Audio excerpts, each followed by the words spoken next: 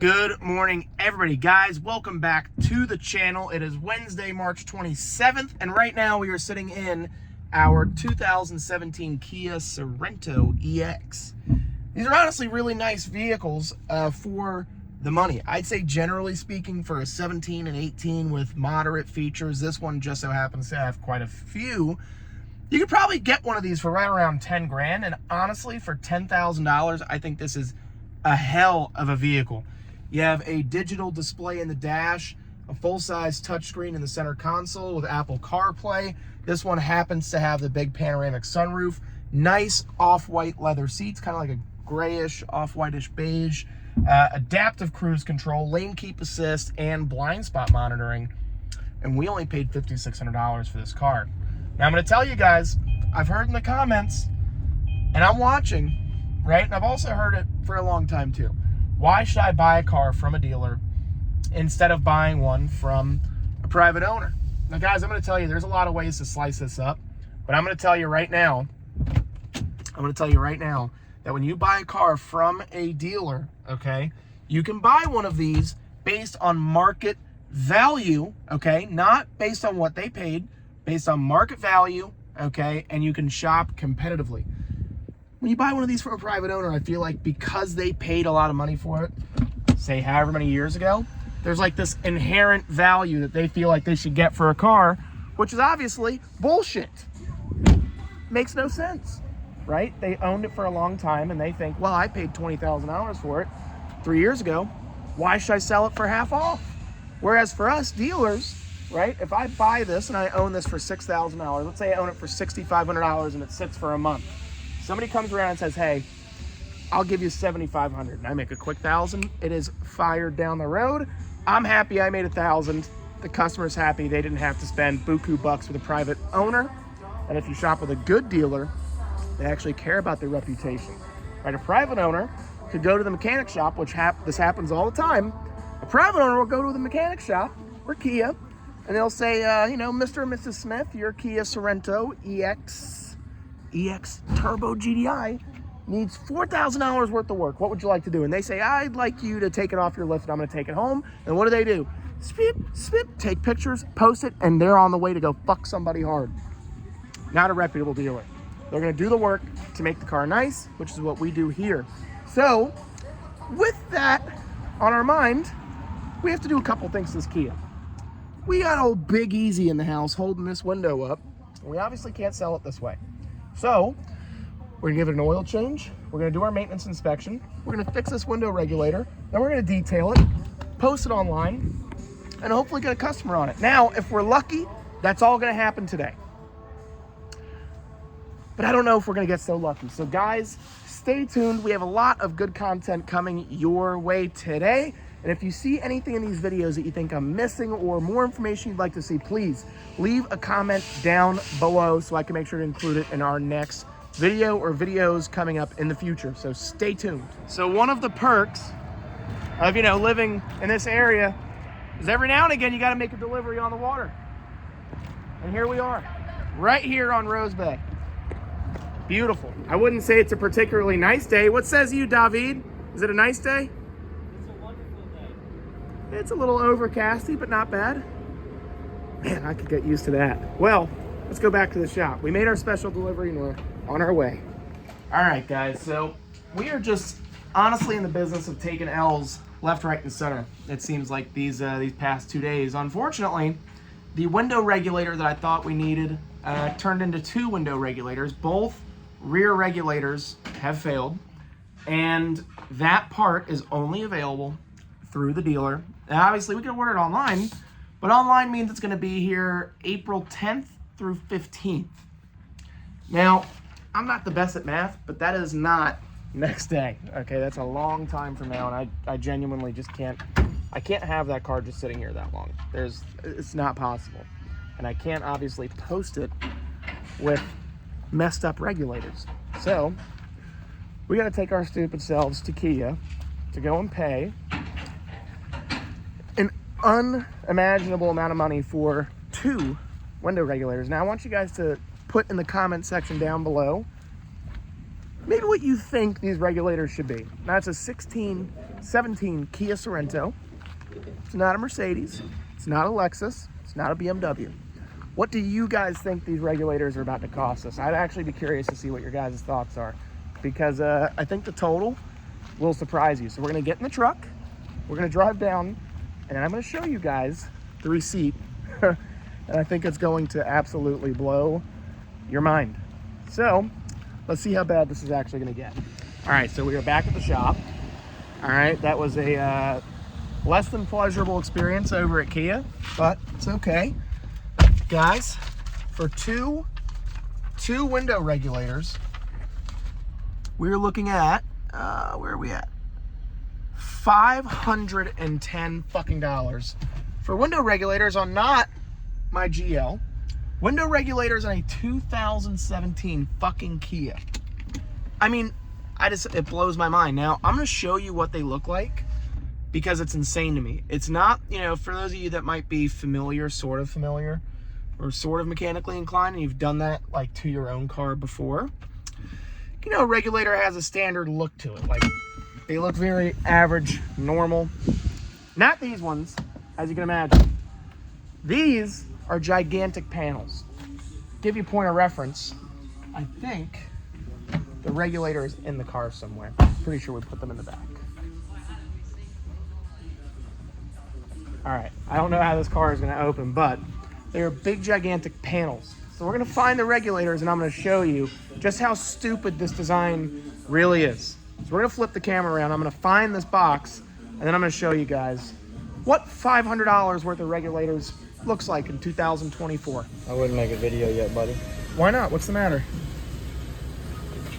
What? You destroyed the regulator. Who did? It did. Are you serious? Other side works perfectly. Will this stay up at least for now?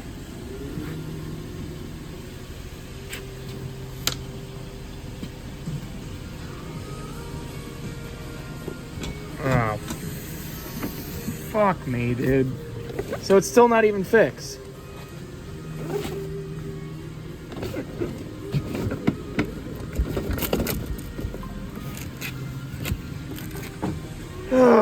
Mitchell, why does the car business have to just ass pound me every single day? So this is the lovely technology that they sell you for $270 a piece, or 200 and whatever it was dollars a piece, and it doesn't work. It like doesn't fucking work. It's just awesome, awesome. Is there a chance that maybe it just got, you know, it needs to like come back apart? Maybe something's unhooked? No. All right, you heard it here first. I'm screwed, big screwed. I wonder if they'll take the part back, you think? Probably. I mean, they should warranty it out. All right, well, here we go. We thought it was fixed, and it is not. That is awesome. But yeah, this is what that part looks like for 200 and something dollars plus labor. Oh. I was pretty fast, Mitchell. You're fast at a lot of things, huh? Yep. Well, I guess we're gonna see what the culprit here is in just a minute. Hopefully it's something silly, but probably isn't. All right, so as you guys just witnessed, this particular regulator, which by the way, genuine parts from Kia, shit right out of the box, broke instantaneously. I mean, this is what you get in 2024. This is the reality of buying brand new parts directly from the manufacturer. You figure dealer parts must be better than eBay, Amazon. You know, I'll have them same day. They're twice the cost, but I'll have them same day. And this is the shit that they deliver. Junk, garbage. So, we're gonna go to the other side. We're gonna shampoo the carpets in the front here, because I already had one customer come up today for it. I had a customer come up yesterday for it. I don't have any takers, and I think it's just a little dirty on the inside. We covered the seats, right? So we got seat covers on there. So I think all I need to do is shampoo the carpets, make the carpets look nice, try to clean up the steering wheel a little bit, because it's kind of got this like, I don't know, it's just dirty. So we're gonna try to spruce it just a little bit more so that way it looks a little nicer. And hopefully we will have a taker tonight. But we're gonna see. So we're gonna get to it. We're gonna get this thing cleaned up, and then I'll show you an after video and you tell me what you think. All right, here's that Frontier. I'd say the interior came out a little better. Those stains came out all right. We ended up putting seat covers in it, and I don't know what it is. I feel like everybody really likes these little seat covers that I buy. I don't know why, and maybe I'm biased. I just happen to like them. I think they look cool. But the thing cleaned up really well. Carpets didn't clean up as nice as I'd like them to, but I'd argue to say they look, yeah, all right. The seats actually came out really nice. But I think we're about close to the end of our day here, guys. We didn't sell anything, which is a little disappointing. I feel like you guys at home have given me a lot of good luck. We've been able to sell like almost, I feel like a car a day is kind of what we're averaging out to. But we haven't got a lot of good leads in the pipeline. Now, I mentioned this earlier in the video. You know, are you better off buying from a dealer? Are you better off buying from a private person? I've kind of always been of the opinion that I think that a customer has a really good chance to get a good deal from a dealer that, you know, has a good reputation in town. A private seller really doesn't really have any reason to not screw you over. At least a dealer that is ethical has a reason to not screw his customers, because if you screw enough people in one area, guess what? You're not going to sell a lot of cars in that area. People are going to know that you're no good.